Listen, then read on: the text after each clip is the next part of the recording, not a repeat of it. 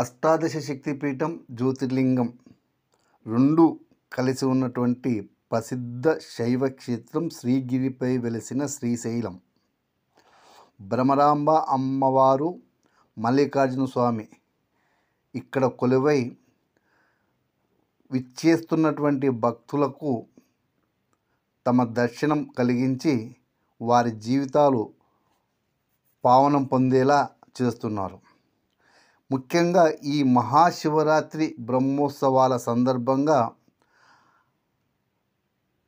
అమ్మవారు, స్వామివారు తమ భక్తుల చెంతకే వచ్చి ఆశీర్వదిస్తుండడం గొప్ప విశేషం.